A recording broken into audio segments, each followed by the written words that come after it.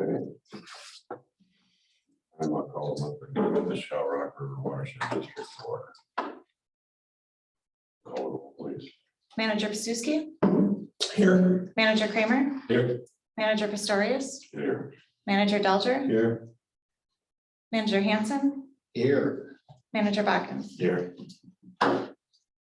And at this time, we'll open the public forum. Anyone in the public like to speak?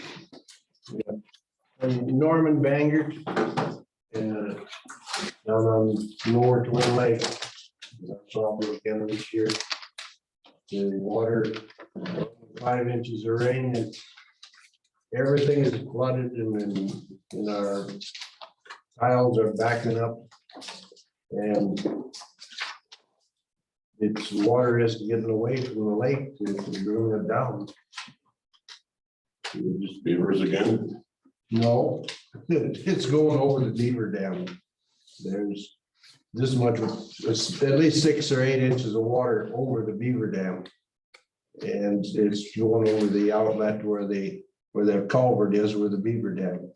And it just, also, when the water does come over there, the fish barrier fills up with aquatic vegetation, and I go down every day and clean it out. The Department of Natural Resources, someone have been there a couple of times and lifted the gates to let it clean out. But within a day, I have to go down and clean it out again to keep the water flowing. And once the water gets down to where the beaver dam is problem is, then it's all got to go through this little 8-inch culvert that they put in to keep the beaver problem, and that's not going to help on the upper end where the farmland is. That water has to get away faster than that, or we're going to lose a lot of land that we can't farm. Yeah, Virgil Shavy, I'm Lawrence neighbor and own land there on the west side of the lake, and I probably got 40 to 50 acres underwater. And there's got to be something done different with that outlet to the lake. I mean, I had to pay back money to the CFSA there on my CRP acres because they're underwater, and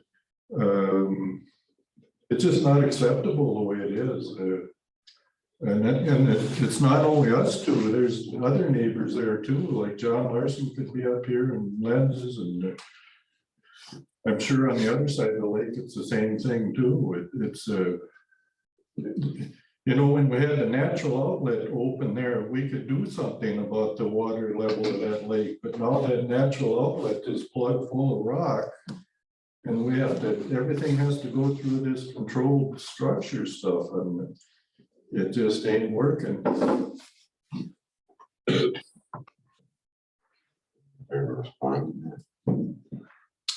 Yes, Mr. Chair, I'll respond.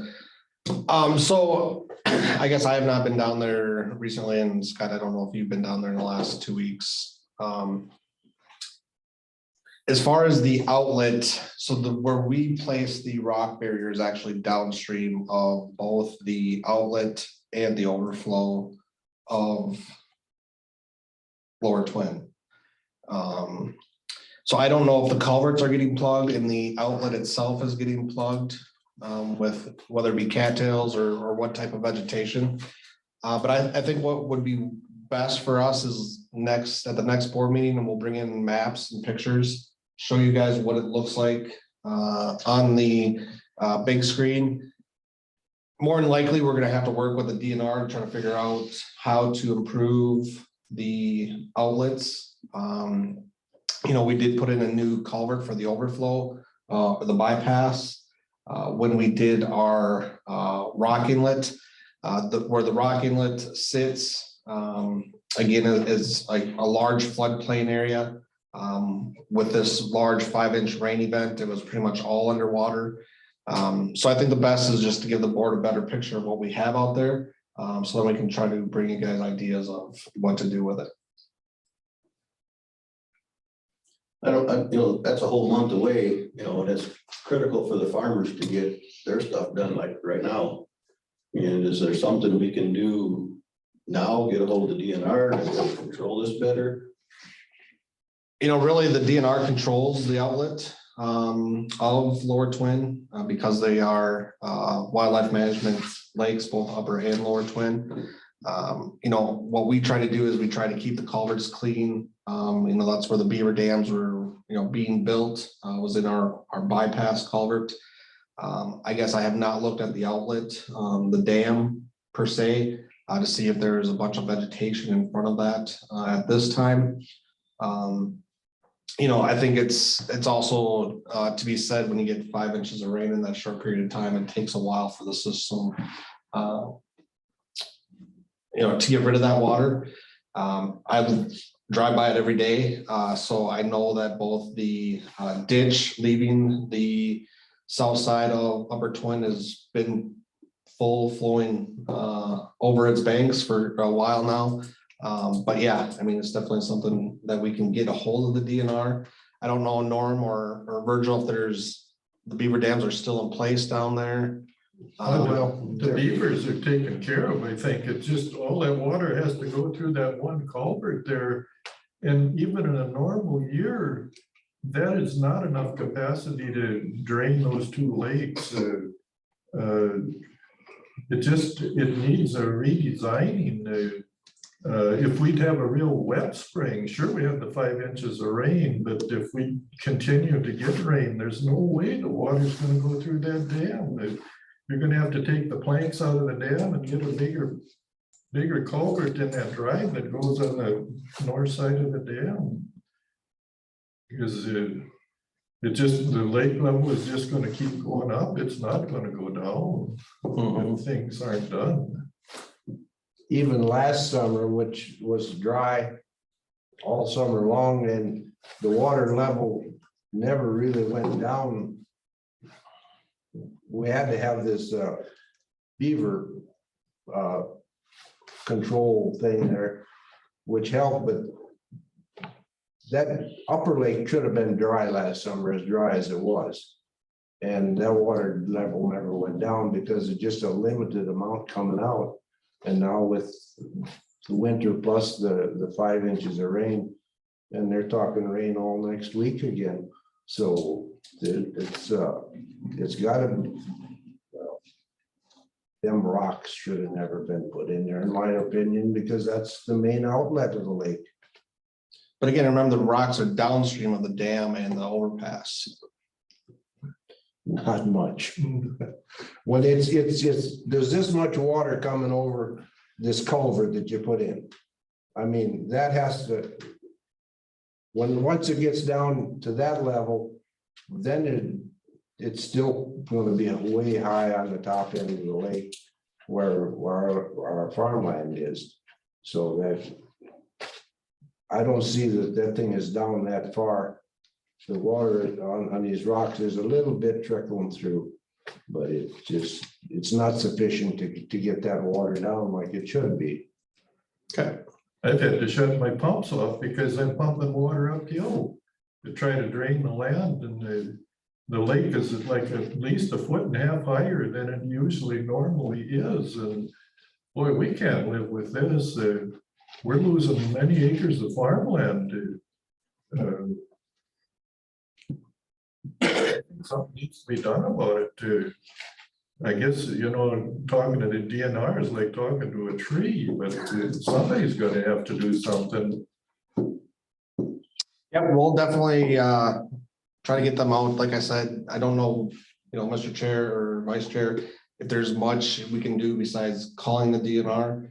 They are again in charge of those outlets, both the overflow and the original dam itself.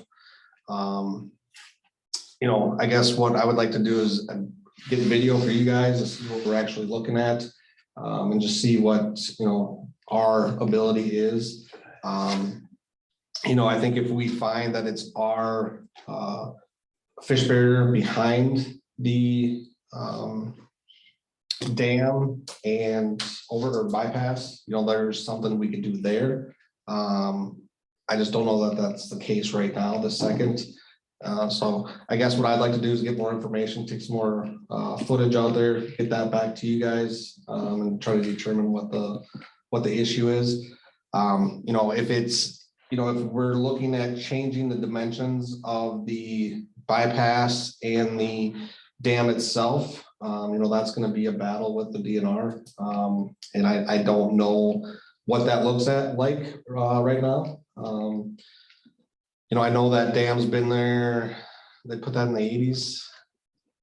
60s. The fish barrier and that auxiliary or the drawdown structure was probably in the 80s. I remember when they put that in.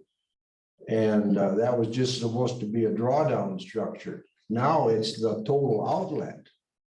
So that is a whole together different perspective as what that was put in. The fish barrier itself isn't holding the water back right now because it's so high and it's coming over the culvert you put in there.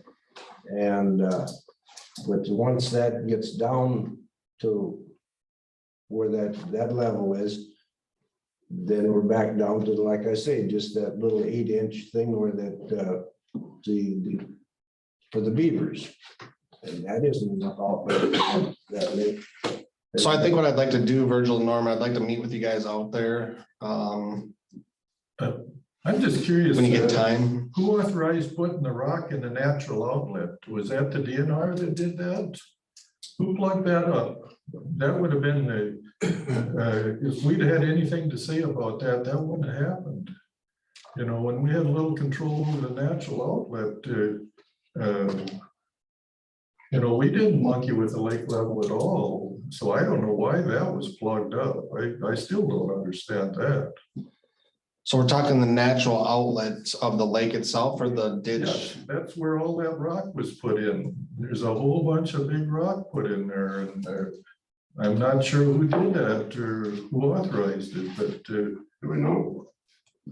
Well, our fish barrier, how far down is our fish barrier, rock fish barrier down from the dam? it's actually, Like parallel.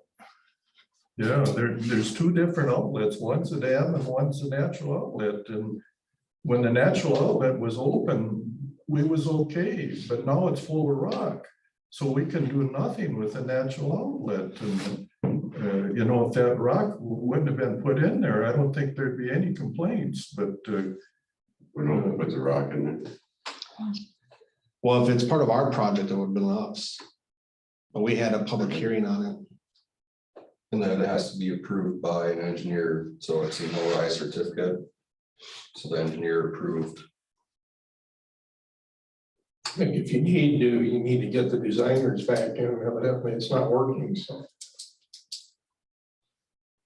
yeah, if they took the rock out of the natural outlet, that would sure solve a lot of the problems. Either that or take the blanks out of that dam they got there and put a bigger culvert in that drive they got so the water could get to the dam. Right now, it's just like you don't want the water to go through there at all. Ridiculous. Well, the DNR can pull the planks right into. If Correct. With pulling the planks out at this point. Not right now, because that's downstream from where it's coming through this culvert that supposedly is the outlet. Because I go down there every day and I clean out this aquatic stuff so that the water gets through the fish barrier.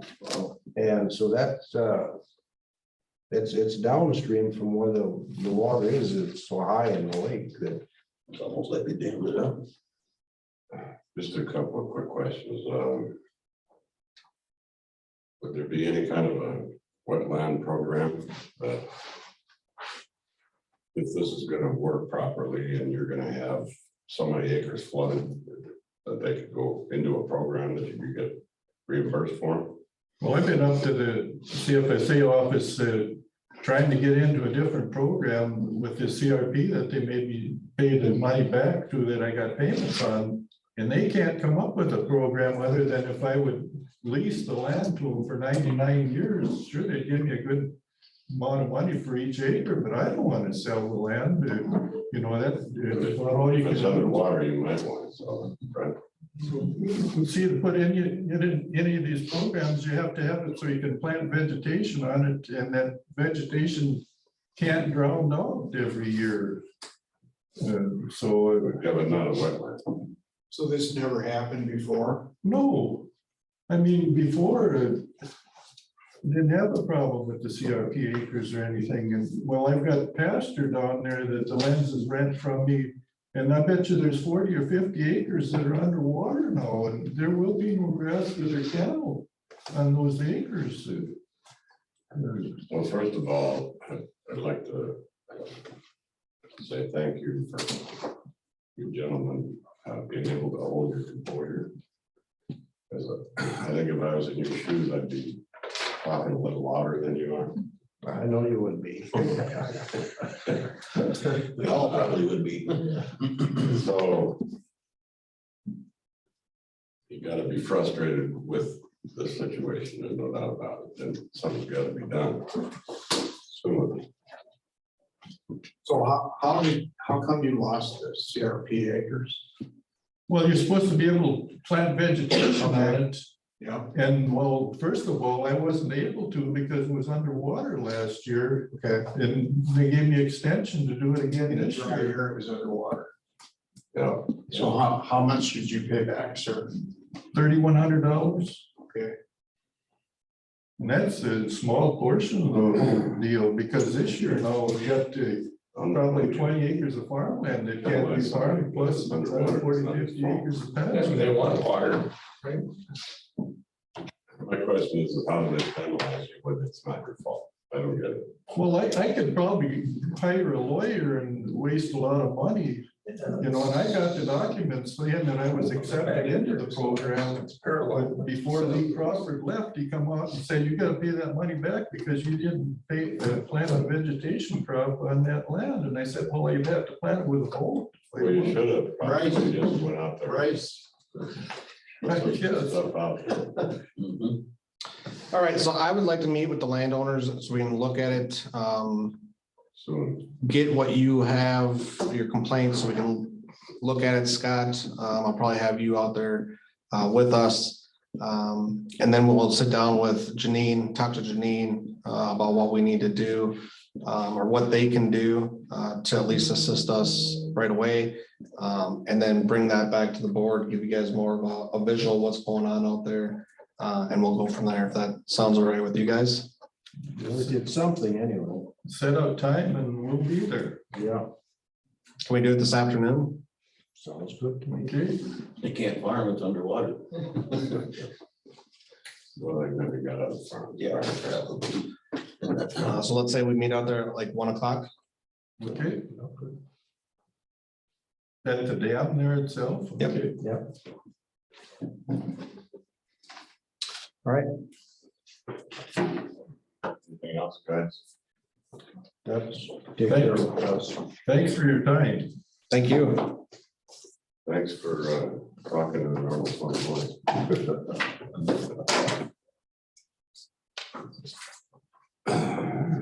Next item is consent agenda. I think Motion. I'll make that motion. second. Any discussion? All in favor, say aye. All right. Opposed? Motion carried.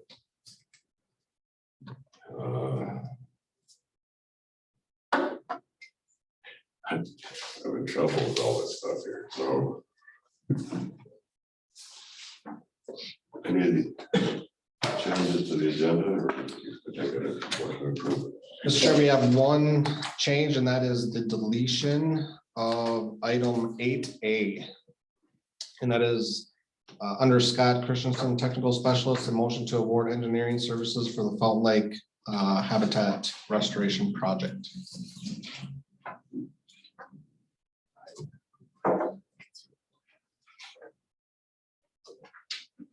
Want to make a motion to approve this?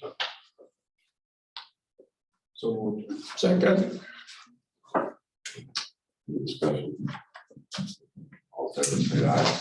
All right. Opposed? Motion carried.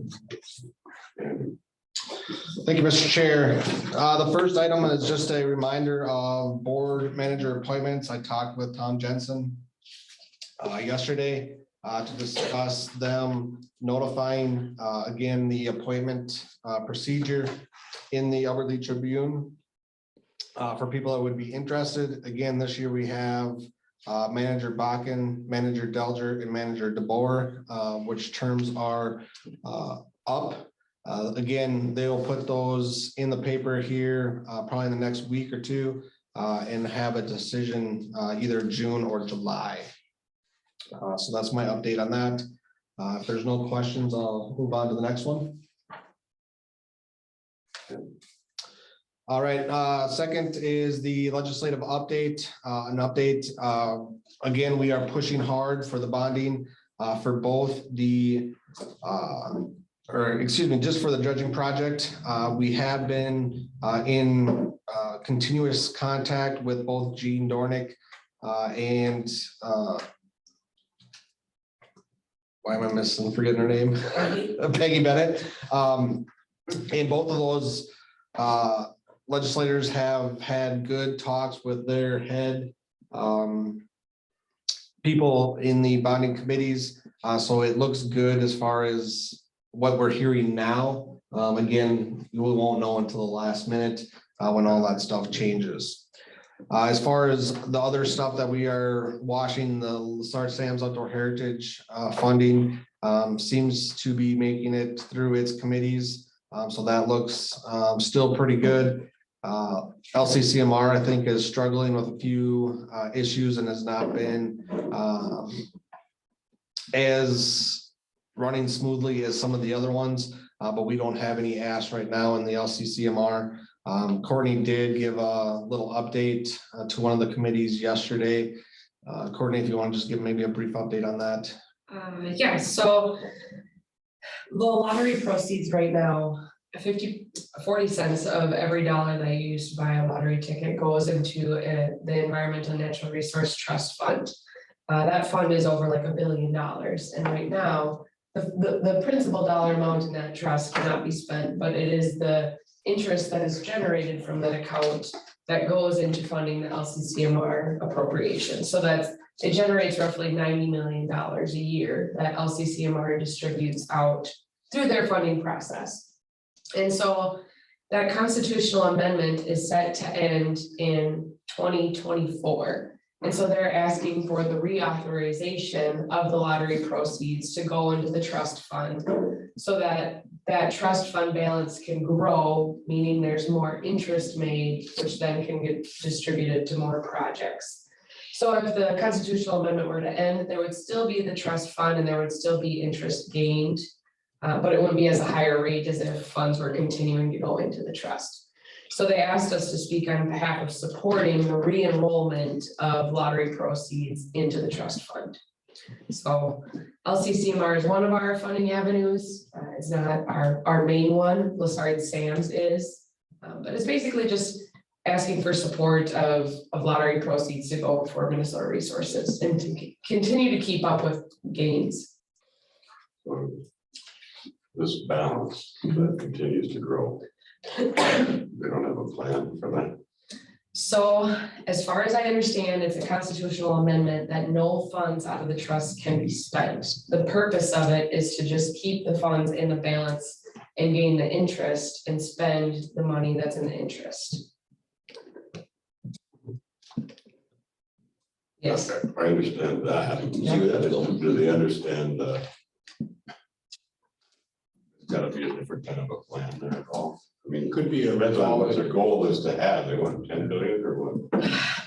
I think they just want to keep going because the more that's in the trust, the higher interest payments are going to be a year that you can distribute. Couldn't they use it like a revolving fund?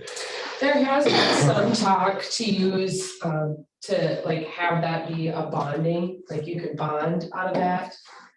And that was only a really small percentage, like 5% of the trust could be used for bonding for, income generation. However, I don't know if that's passing. And I don't know all the legislation on the trust fund. We were just asked to re-support the continued contributions of the lottery proceeds to Minnesota Resources. And they want to gain it from 40% of every dollar spent to 50%. It's $1 billion. I don't know the exact dollar amount, but yeah, it's a lot. It's a lot. I don't think the people of Minnesota know that, I mean, I can. that they're not spending the money on. They can't spend money. Right, by statute, so I don't know if we knew that, but. Yeah, I mean, there's a lot of money in that trust account if it generates $90 million a year in interest. So then the legislature's gonna steal it and use it for something else eventually. There you go. I don't know all the ins and outs of it, but I believe it's a constitutional amendment that it has to remain Well, it was unspent. voted on, I believe, Yes. yeah. Well, and I will say that there is some back and forth between both the Senate and the House. The Senate added some amendments that then 50% would go to the trust fund or LCCMR. The other 50 would go to wastewater projects throughout the state. That's a good idea. However, the House didn't like that. So they added amendment that 50% goes to the LCCMR. So they both agree on the LCCMR portion. However, the House wants it to go to the housing section of the state. Housing? Yeah, affordable Housing. housing. Well, that's good too. So right now it just goes, so I believe, So to the best of my knowledge right now, 40% goes to the trust fund and the other 60% goes to the general fund as of right now. Yeah, you're asking me political questions, Gary, that I can't- No, I can't think of. Well, the House and the Senate haven't agreed on anything for two decades. So, Yeah, so we just spoke in support of the 50% going to the trust fund, so that projects, like our pilot project with our stormwater credit trading and, you know, that those kind of projects can continue to be funded. I thought all the. We got a spot for like. Water and habitat and all that good stuff. Right now, as I understand it, 40% does, they want to make it 50% False advertising. There's nothing new. Yeah, it's a little. Don't ask me. all right, if there's no other questions on the legislative update, I'll move on to item C. Item C is our gravel lease. Again, this is just a reminder, bids are out for that. Bids are due June 17th, 2022. And we'll do, or have an approval for whoever is the highest bid for that at our July meeting. Again, this is for the property that was donated to us during the Headwaters acquisition. This is the property that also had the houses and the garages on it that we put out for bid as well. So you'll see more on this, but just a reminder to people out there watching or listening that the bids are due for that on June 17th, 2022. Item D is our clay material reminder. This we're doing basically selling this by truckload. Right now, I believe our price is $45 for a dump truck load for just clay material. Of course, whoever goes out there and wants this clay material, they have to load it themselves. We do not have a loader out there. They do have to sign off on a waiver to be out on the property before they start removing the material, but it's pretty simple. However, staff will probably relook at this. We've been getting some comments back from some of our larger contractors that say that that price is a little high. So we will go back and look at that and maybe bring action back to the board, maybe to reduce that amount. The country club update, item E. Again, we'll talk more of this in closed session. But again, we are getting closer to being able to get that out to a realtor to start pursuing the sale of that for the district. And again, we'll have more discussion on that in the closed session. Item F is the confined disposal facility, CDF updates. Again, this will be covered more in the closed session, but just a quick update on that. All the expert reports have been submitted by yesterday. They were all submitted. So we are pretty much in the final stages of that before we have our mediation next Monday. So again, we'll have more discussion on that in the closed session. Okay. Next on the agenda, pursuant to the Minnesota Open Meeting Law, the meeting will now be closed to discuss the country club sale, property sale, and combined disposal facility litigation and mediation. If you're not on the board of managers, please leave the room. And Leah, please stop the Facebook from being live. After the closed session is concluded, we will return to the public meeting. Attendees are invited back into the room, and Facebook will continue.